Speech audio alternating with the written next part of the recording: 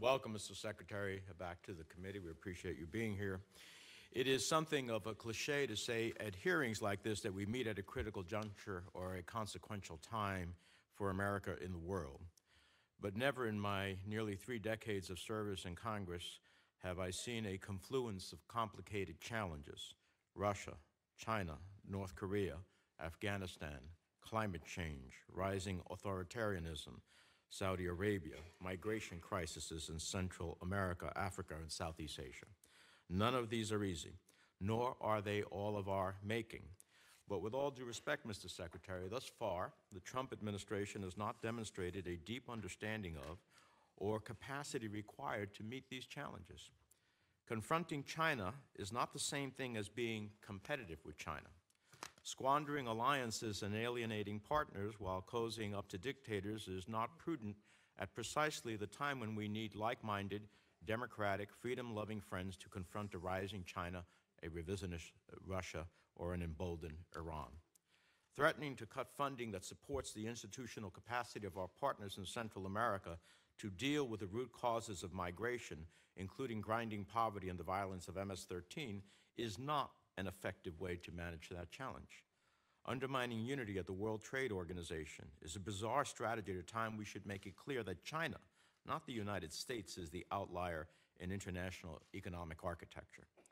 Haranguing partners about the dangers of Huawei's 5G architecture, a concern that I share, is not a successful approach to develop a consortium of like-minded partners to develop a safe and cost-effective alternative.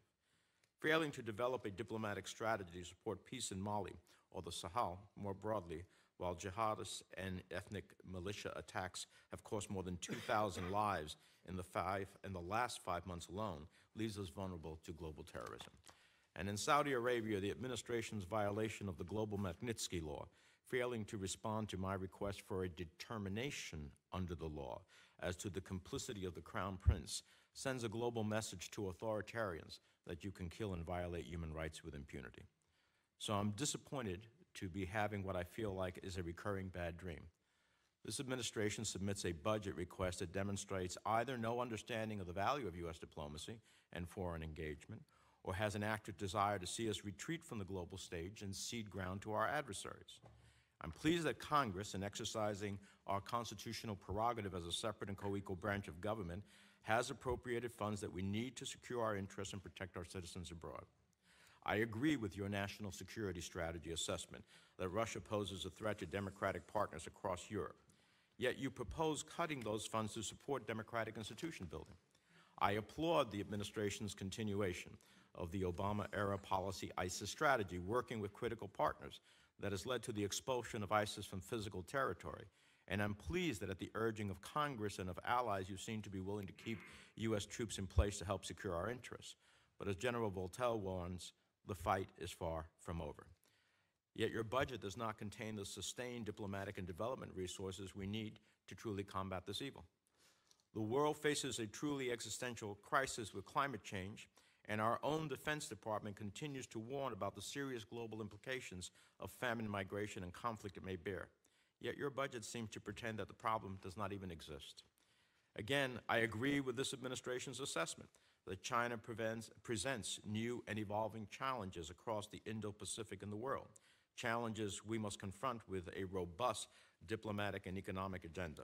Your budget proposes a cut of close to 20% from the FY17 actual budget to meet our commitments in the Indo-Pacific.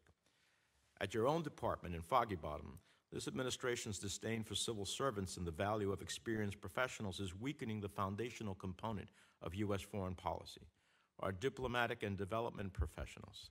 And I ask unanimous consent to enter to the record 2 columns by Ambassador Stephenson as to the hollowing out of the State Department. They will be entered. Finally, on the matter of oversight, I'd like to flag for your attention a classified matter that the committee had a briefing on yesterday, the details of which I won't and can't discuss here, where we raised with the department an important issue that had not previously been shared with us, would not in fact have been shared with us had we not raised it with you, and may have made the difference in how senators voted on a particular matter. As I'm sure you appreciate, that's simply unacceptable. If the committee is to be able to function, If Congress is to play its constitutionally mandated role, the department needs to do a better job of engaging with us, briefing us, and responding to our requests. Right now, the situation is not acceptable, and I'd be happy to discuss this further with you in a classified setting, as I'm sure many of my colleagues would. When you were confirmed as Secretary, I hope that you would be empowered and committed to promoting core American values and interests on the global stage. But we've seen the administration undermine our values with Saudi Arabia. We've seen maximum pressure on North Korea whittled away one tweet at a time.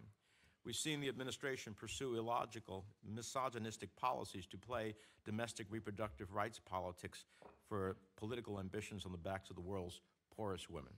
So as I see it, the challenge for this committee is twofold: ensuring that Congress serves as a co-equal branch on government and check and power from the White House, and helping to inform the American people why that is important. Restoring the State Department and USAID budgets is a starting point, but we must be more effective in holding the administration accountable for its foreign policy shortcomings as well, and reminding the American people about the importance of core American values like democracy, governance, and human rights as drivers of our foreign policy. It is these fundamental values, along with America's unparalleled strengths on the global stage, a military second to none, a vital economy driven by innovation and technological ingenuity, a reservoir of goodwill with our allies and partners that provide us the opportunity to define a new role and a new grand strategy for the 21st century.